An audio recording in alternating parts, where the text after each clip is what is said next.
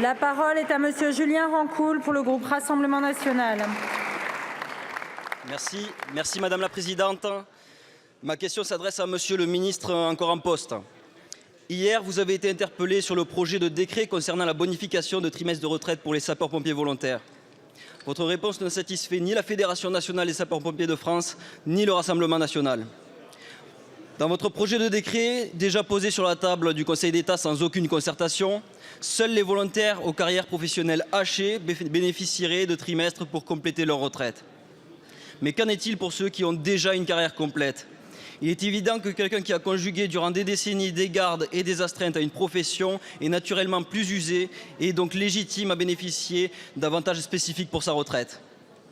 Alors je me suis renseigné et visiblement fin octobre, un conseiller du ministre du Travail expliquait de manière assez transparente que l'objectif de parution du décret avant la fin de l'année primait sur sa qualité et après tout, tant pis si ça concernait en réalité que 10% des volontaires. En fait, monsieur le ministre, j'ai la vague impression que c'est une mesure en trompe-l'œil et vous vous gardez bien de dire combien vont en bénéficier. La question est simple et attend une réponse claire de votre part. Est-ce que les sapeurs-pompiers volontaires qui ont déjà tout leur trimestre auront une bonification? Autrement dit, une augmentation de leur pension de retraite ou un départ anticipé. Il n'est pas possible que ce décret ne bénéficie qu'à une infime minorité d'entre eux. En cette période de Sainte-Barbe, j'aimerais pouvoir annoncer dès ce week-end aux sapeurs-pompiers du centre d'Esperaza, du Kercorbe ou de Belcaire une bonne nouvelle.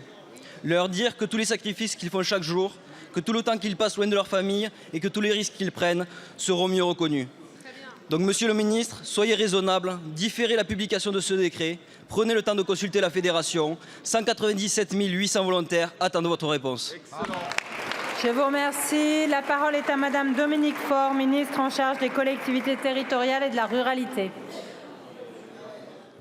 Merci madame la présidente, mesdames et messieurs les députés, monsieur le député Rancoul. Voilà un sujet dont nous parlons régulièrement et j'ai l'honneur de vous répondre au nom du ministre de l'Intérieur. Le sujet de la retraite des sapeurs-pompiers volontaires est un sujet qui a toute l'attention du gouvernement, on a eu l'occasion de se le dire. En l'état, l'article 24 du PLFR SS 2023 prévoit l'allocation de trimestres supplémentaires pour les sapeurs-pompiers volontaires ayant accompli au moins 10 années de service.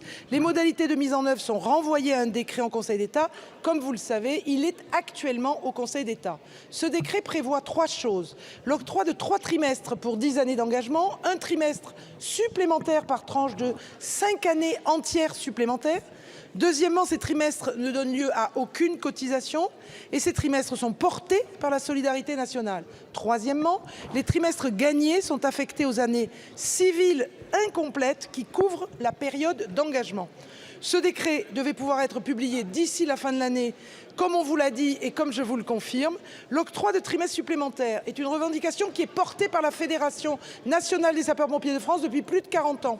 Il s'agit donc d'une avancée majeure que le gouvernement a appuyée et qui participe à la reconnaissance de leur engagement.